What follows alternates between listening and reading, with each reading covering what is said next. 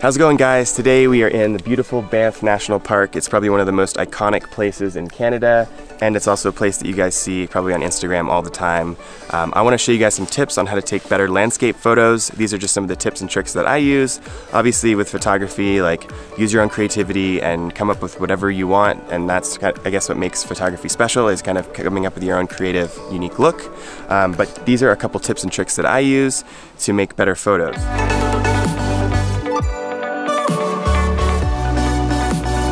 First things first, let's talk about camera. I'm using a Sony. You don't have to use a Sony, you can use your iPhone. Obviously you can use whatever camera you have.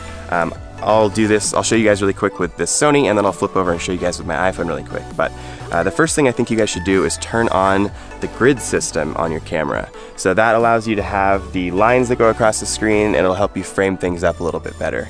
Alright guys, so the first thing is trying to shoot early in the day or later in the day. Typically the lighting during the middle of the day is very flat and it doesn't look as good, so we woke up super early here in Banff to get the beautiful sunrise over the mountains and the lake here. So the first thing is waking up early. I know you guys probably heard people talk about golden hour before. Well, it really is worth it, and if you're doing photography, I think it's worth waking up early to get that shot. Usually I find in a lot of like popular places like where we are right now, if you shoot early in the morning, you probably won't get any tourists there because most of them don't want to wake up like we did this morning at 5:30 a.m. So, and then at sunset, usually there's a lot more people in these places. But today, at the location that we're at, we're the only people here, which is perfect. So let's get out the camera. Let's turn on our grid system so that we have these lines across the screen. And what's important, I think, about these lines is that basically looking at the image, this is a trick I use. If the upper half of the image is more interesting, then I will put the horizon line on the bottom here, on these two lines that go across the screen. If the upper half in the sky is more interesting and the clouds are beautiful, I'll stick the horizon line across the bottom. If the lower half is more interesting, then I'll put the horizon at the top. So basically, I'm always kind of off-centering it. It's never centered. I think somebody told me this years ago, or I saw something like this online. They mentioned that if you center the horizon line in a photo, it's like the most unpleasing way to take like a landscape shot. So I always try to either put it on that lower line or that upper line. Now this is also something obviously you can change in post, and I do that a lot of times too, where I'll just take the picture and it won't be very good, but I'll have to level it out when I'm using Lightroom or Vsco or an editing program, and it doesn't really matter 100% right now, but I'm gonna try to get it perfect in camera. So let's go over to our camera. For the sake of this tutorial, I know obviously when you get to the point where you know what you're doing, you can shoot all of your photos in manual. For the sake of this tutorial, I am gonna shoot in aperture priority, which on the Sony is the A, which basically means it's gonna set the settings. Other than the aperture, all the settings are gonna be automatic. And the reason I want to do that is because the aperture in this case is pretty important. I think a lot of people, when they're starting off doing photography, they really like that blown out background. The thing is, when you shoot at a wide open aperture, a lot of times, unless you're using really nice lenses, it's not the sharpest setting on the lens. Usually if you take the aperture back down to like around f5.6 or f8, that's usually when the camera is sharp from corner to corner. And so for landscape photography, I always try to shoot all the shots at around f8 or so. So I'm gonna set aperture priority, f8, and let's come over here. In this case, this is a tricky shot because obviously the mountains are amazing and the lakes are amazing too. So in this case, because the mountains are so tall, I'm gonna put the bottom line here, the horizon on the bottom line here. So let's line that up. It's looking pretty good. Awesome. Yeah, that's looking good. So as far as focal length goes, obviously that's up to you guys. You can do stuff as wide as you want to. You know, kind of experiment a little bit, zoom in and out. Obviously shooting early in the morning or late in the evening is the best time of day to do it because you get a little bit of the oranges in the mountains and you get the blue potentially from the lakes and stuff. Another thing is about shooting early in the day or later in the evening is that basically it creates contrasting complementary colors. So the orange and the blue contrast against each other, which is typically why a lot of shots look really good. So a lot of popular filmmakers in Hollywood will use orange and blue color tones to kind of pop against each other to make the shots look really good.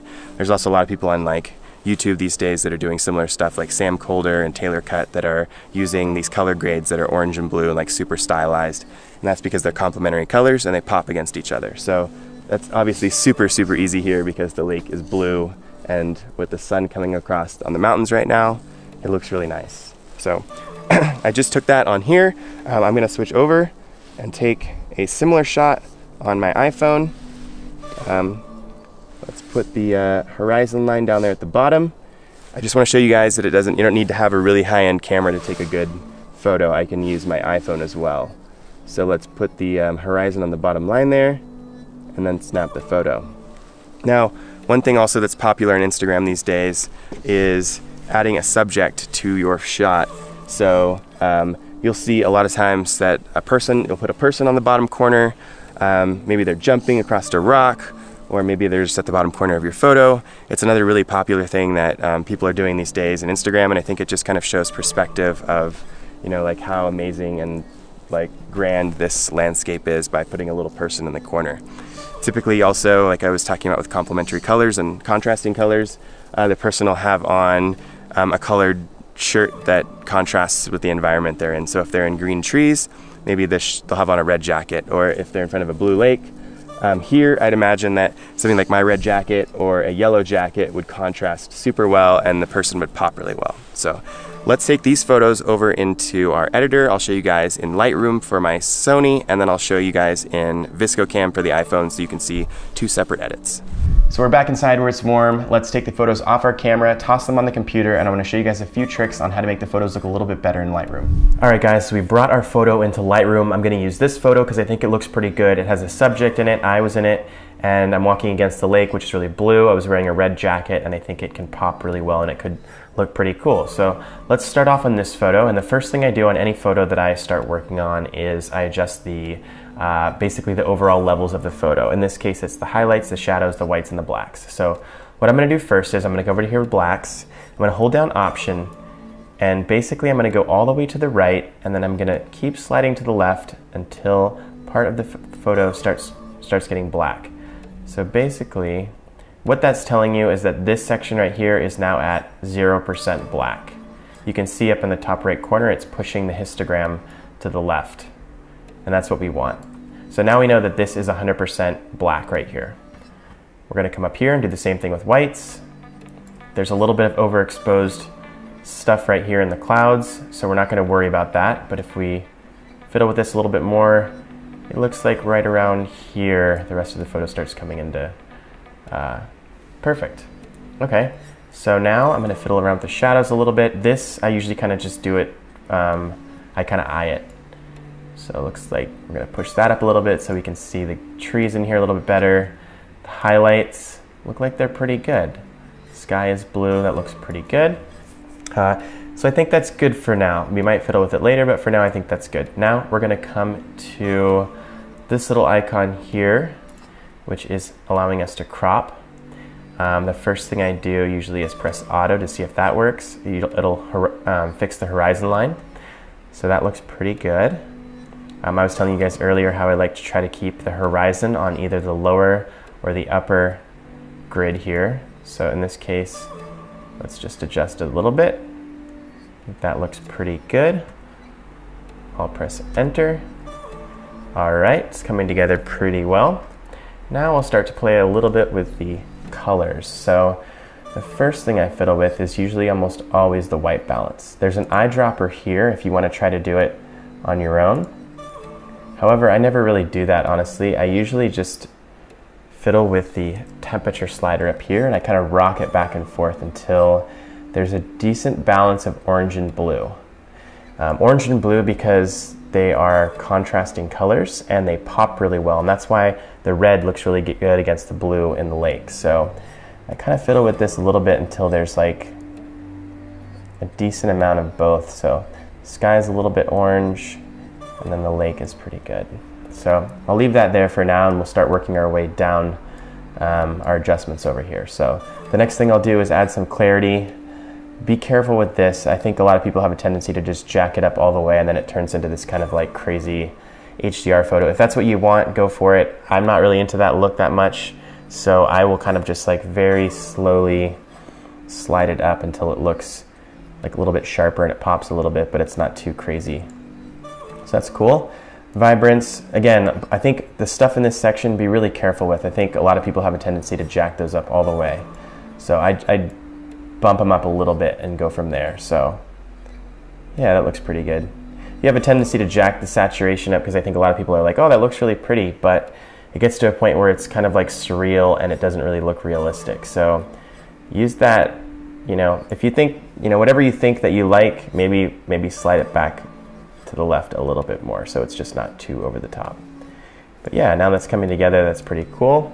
As we work our way down, the tone curve here, this one is pretty helpful. I mean, there's a technique that people like to do in a lot of their photos to give it kind of this faded look. If you click on this, if it looks like this, you can click on this little button down here to flip into the ability to edit the points on the line here. And then what we can do is we can grab this, which is basically our shadows, and we can bring it up a little bit. This kind of gives things a faded effect. This is really popular, I think, in a lot of photos, a lot of professionals, even in like a lot of cinematic films, they have this kind of like faded blacks look. So that's pretty cool. Fiddle with it a little bit. Be really careful with this. This is, again, all of these adjustments you need to use very carefully. Obviously play with them to your own liking and your own style, but I'd say don't overdo these. You can really destroy a photo pretty easily.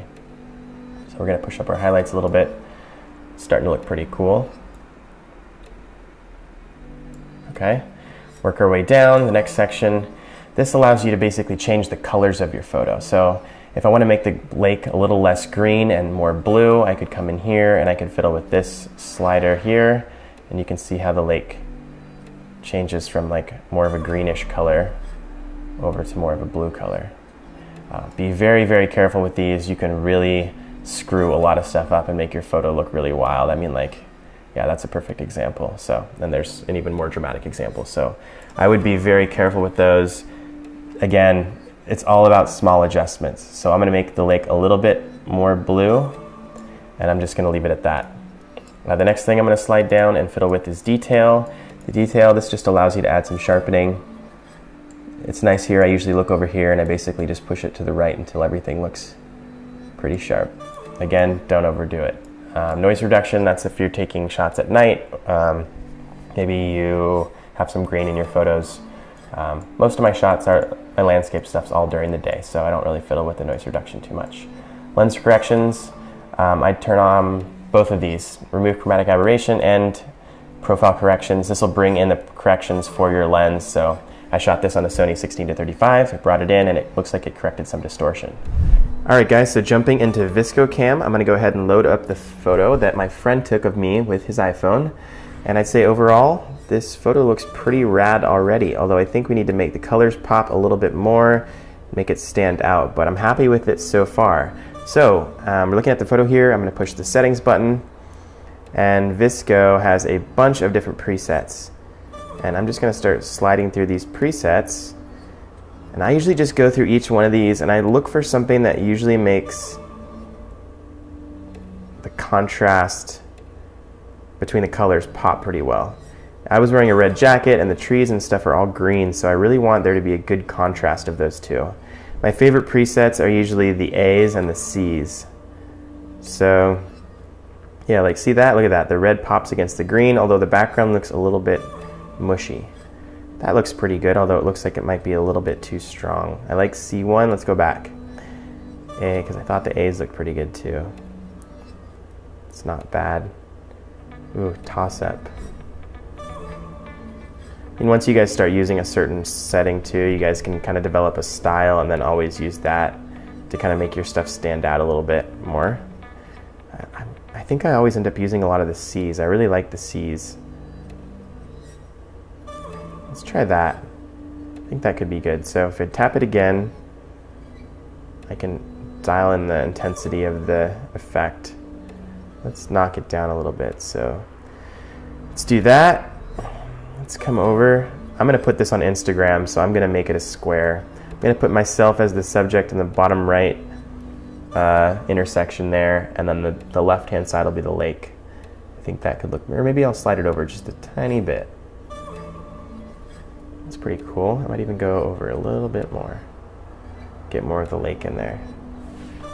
Cool, yeah, I'm liking this. All right, so now I can start fiddling around a little bit with all the different settings down here.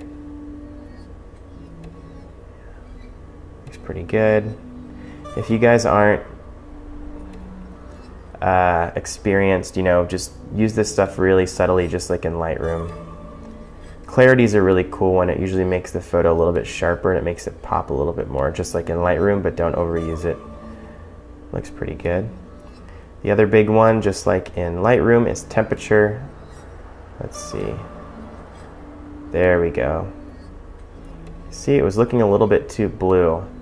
Push it over to the right a little bit more, get a little bit more warmth in there in the mountains and the sky. Nice. I'm really, really liking how this is turning out.